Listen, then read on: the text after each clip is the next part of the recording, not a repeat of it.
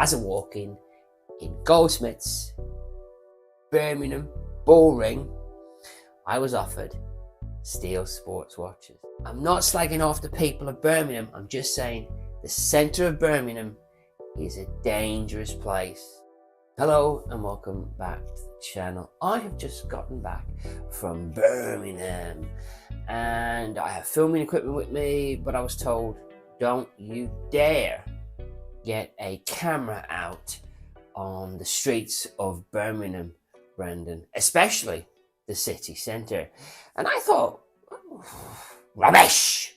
Been to Liverpool, been to Leeds, been to Winslow, been to Trafford Centre, been all over England filming. I've even been to Edinburgh, but I never filmed when I was in Edinburgh because I didn't have a YouTube channel, but I never felt uncomfortable. So I thought, no, stuff that, I'll be fine in Birmingham filming.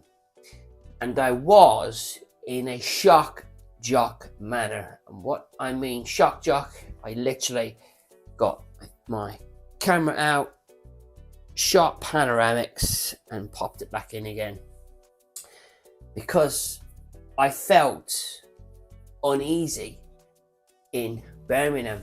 I genuinely did, guys. From the moment I got there, I felt uneasy, and I am not making this up.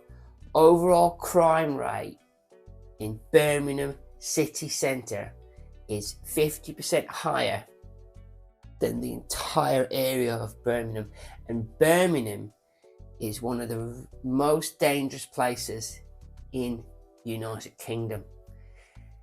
The overall crime rate in the centre of Birmingham is 349.9, I don't know who the 0.9 is, per 1,000 people. And theft offences are 1,785 per year. Now that's recorded theft offences. Let's say I was filming and this phone got nicked. Do you honestly think I would waste my time contacting the police? Absolutely not, because we know unless you're driving through a wrong lane or speeding or committing a motor offence, you will not hear back from the police. It is a fact of life. Without going off track, Birmingham was the first time I genuinely felt uncomfortable. I'm going to backtrack for 2 seconds. I went inside the Bullring and I felt fine. I went on the high street and it was a different world, guys.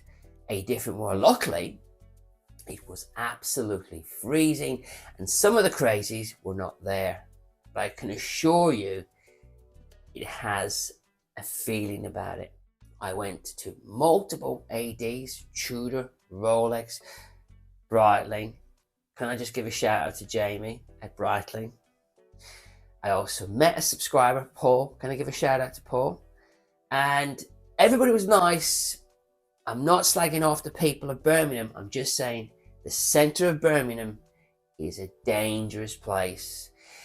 And again, before I went, everybody told me, and this time I listened, I wore my Tudor. So I wasn't wearing my go-to watch, which is my Yachtmaster. I was wearing my new Tudor. And there's a funny story about the Tudor. When I was in the Omega boutique and I kept saying how light all the watches were, and every time I picked up a watch, I was, wow, they're so light and so light. I've forgotten I'm wearing a Tudor, which is like wearing a brick, and any watch felt light compared to my Tudor. Even though I got a extremely light Tudor, it still felt double the weight to any Omega, and I mean any Omega they gave me, I would make. And then I finally dawned on me, you're wearing a bloody Tudor, what do you expect? Those of you that are Rolex mad, I have some news for you. It is true. The watch market is dead. Right, Juan? Yeah, it's dead, isn't it? Dead. Juan's been telling me it's dead, and all this time I haven't believed him, but I've seen it for myself in person in Birmingham. I'll tell you the story, but before that I'm going to summarise it. Basically, as I walk in Goldsmiths, Birmingham, Bullring, I was offered steel sports watches. and there was a lot of steals available. A lot in the window, a lot on display. There was that many steel Rolexes I was able to try on: a non-date sub, a date sub, and pretty much any Rolex I wanted. They weren't available to buy, but according to the manager, who was a diamond geezer, me, could have gone on the list for a watch at that store. He was such a nice guy, and he said that watch, and those watches are available to purchase. He didn't know who I was. He just seemed to like the cut of my jib. The two watches in questions, I said, listen, I don't want them, but I'll tell my subscribers. I didn't use the word subscribers. I used the word friends. I consider you guys my friends. If you dare go into Birmingham and you get as far as the bull ring, you're pretty safe inside there. Head to the Goldsmiths, because they have these watches available as a walk-in. You literally walk in and you can buy these Rolexes, which is unheard of in 2024, 2023, 2022. But in 2025, you can walk in to Goldsmiths in Birmingham Boring and you can pick up a smooth bezel on oyster steel Datejust 41, a blue dial, guys. Bernie had a blue dial on his wrist and he didn't buy it. And I like the blue dial, prefer the green. They also had a slate dial, a slate batten. So a blue batten and a slate batten. I will have put the picture up so you'll see. Those watches were available yesterday as a walk-in in Birmingham Boring. Today is the 8th of February 2025. The manager did say they're there while they're there. In the window, there was the usual suspects. There was Explorers, there was Air Kings, there was Explorers too. And I knew that if I went back in and said, you know what, I'd like an Air King, I'm pretty sure I'd have got an Air King on the day. Now I'm going to tell you the story, but I've done this in reverse because people have no patience and they say, Brenny, get to the point of the story. So here is the story. I went in to Goldsmiths in the Birmingham Boring on a secret mission. I wanted to buy the Tudor Mono, the brother to the Tudor I've just purchased. I call it the Mono. Everybody else calls it the Mono. It's an all black Tudor. Because what I'd like to do long term is I'd like to take that bezel and put it on my new Tudor, you know, the red bezel. I think it'd be fun to swap them around, and I thought it'd be fun to have best of both. Sadly, they didn't have the Mono on the 5-link or the 3-link bracelet. I was there with another YouTuber called UK Watch Nutter, and we tried on quite a few Tudors, and in the end, I think it's a Black Bay 54. Gotta tell you, gorgeous watch, very small watch. We all know it's a small watch, but absolutely gorgeous watch. If you're looking for a Tudor for your other half, or you've got a very, very small wrist, I'm talking about a 6-inch wrist, that could be the perfect Tudor. Remember, it's just cost, not Meta certified like the one Brenny bought. If you're not bothered about a watch being -4 to +6 a day on average, that could be the watch for you. Or if you want to buy a gift for your other half and you've got a Tudor, this is not a Tudor, but you've got a Tudor, and you want to buy her a Tudor, that could be the perfect watch. I do think one of my subscribers bought that exact watch for his other half before Christmas with discount. But the whole point of me going to the Goldsmiths was to get a discount as well. I was not going to buy that watch at full MSRP. I was going to push and push and push to get the maximum discount, but it never happened. We did what we needed to do and we got ready to leave, and then a very nice gentleman nabbed us, very nice, and he said, do you like Squales? And I went, yeah, I love Squale watches. I used to have a Squale. I had a GMTV, because you know, Brenny, I'm thinking about watches. So we goes all the way upstairs to the jewellery room, and I go, where's the watch? He said, it's jewellery. I said, Squale. He went past Squale. I went, I do apologise. I said, I don't want no jewellery. And my mate's going, I don't want no jewellery either. forgot it's Valentine's Day, didn't I? And we thought it was quite funny. As we were walking down, we went to the Rolex, and he was still with us, laughing and joking. And he figured out that we're both into watches. We were both wearing Tudors at the time, because that's the watch I was told I could get away with, just about get away with wearing in the centre of Birmingham. And I showed him a screenshot of my collection, and he was basically showing me what was available. We tried on a few watches, and he even said this. He asked another colleague, is that new Tudor here? And she said, yes. And then he said, is it available? And she looked at him and said, it's already sold. That manager was so nice, and he must have thought we were proper collectors, which we are. We were this close to buying the latest Tudor, but Brenny piped up. I don't like it anyway. I think it's a silly colour. And that's the truth of it, even if I had been offered the watch. Would have got it on the channel for you to see, but I wouldn't have bought it. No way. I'm not jumping after a gimmick like the Miss Piggy. The best Tudor is the Black Bay 41 red bezel. That was our experience in the Goldsmiths, and you couldn't have had a better experience. And I'm going to take it back. I'm going to now say that Goldsmiths is incredible because of this one experience I had at this one shop in Birmingham. And a friend of mine who was with me, UK Watch Not, said he never had treatment like that in the same store because he's been there multiple times. So the wind is shifting. They are being nicer to walk-ins, and everything is now back to normal. Or is it? One last thing you have to factor in, guys, is you're not allowed to film inside a Rolex AD.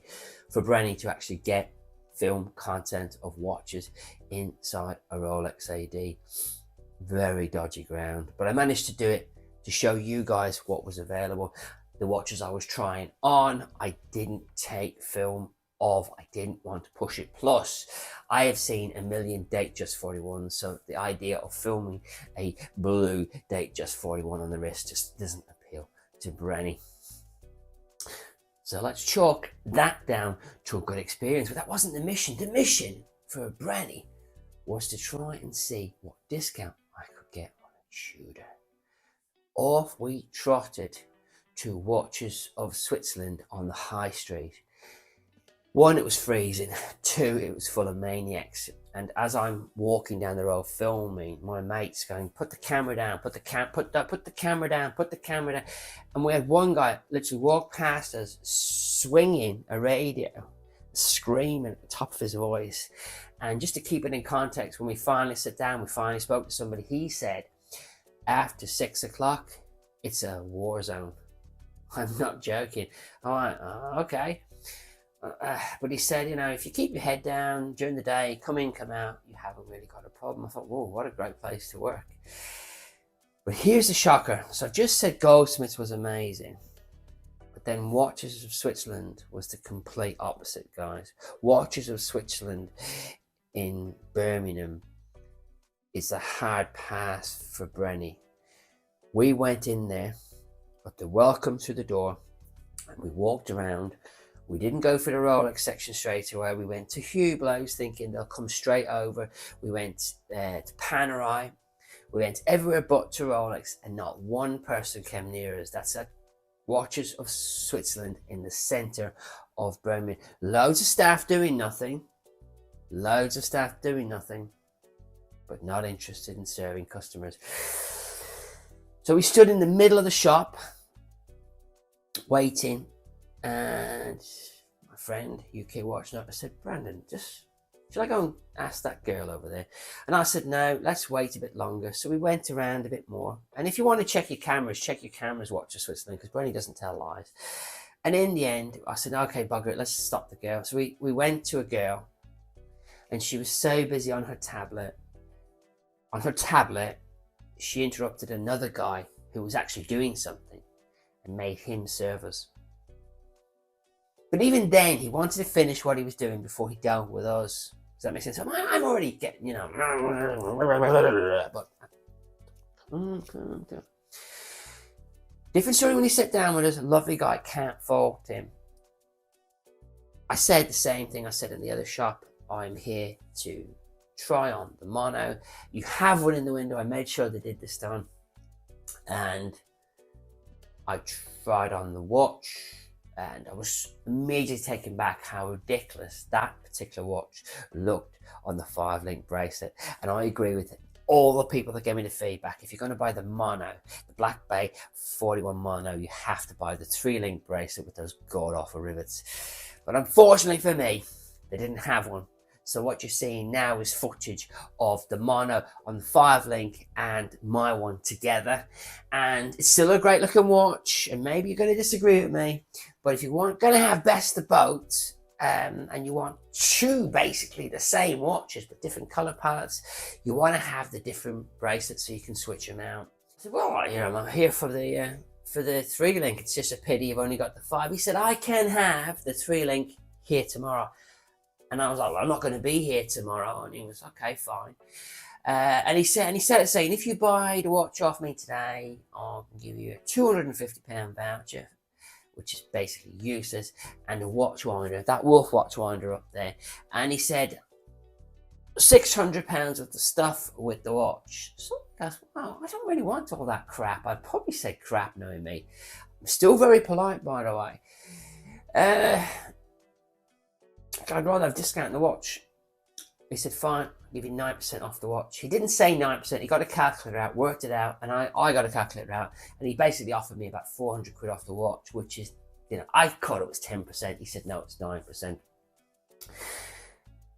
He then said, I could probably push it to 10. Yeah, I could push it to 10, which means I could get the watch for 3.6. So then Brenny pipes up, well, that's a different story, mate. In November, you guys, and I know you guys because I have inside information, we're ringing all your preferred customers, and you guys were offering them 25% off all the standard Tudors on straps and some of them on bracelets, and you're offering 20% off this exact watch just in the run up to Christmas, even the month of December.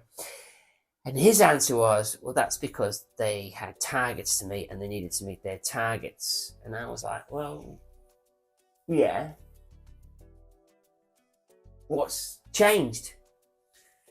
And he said, well, that was a special thing, whatever. Now, he never admitted that he did it, and he never admitted that Watches of Switzerland in December 2024 were ringing their clients offering 20% off any Tudor. He never admitted that, so I'm not getting the guy in trouble. But I know it's a fact, and he confirmed that it's just business. And I tried to push it again, and I pushed it again. And then I fessed up. I said, listen, if I really want this watch, I can get it elsewhere at 25% off. I can get £1,000 off this watch. So why would I give you 3,600? And he, like I said, he didn't have the watch, and he said he couldn't go any lower. I can assure you, if he could have gone lower and gone down to the 25% off that they were offering people, or the 20% they were offering people, I would have seriously considered buying that watch. Again, I'm telling you guys to go pre-owned in 2025. So what I'll do now is I will just bide my time. I'll keep watching H&T's website and wait for them to have a mono in stock.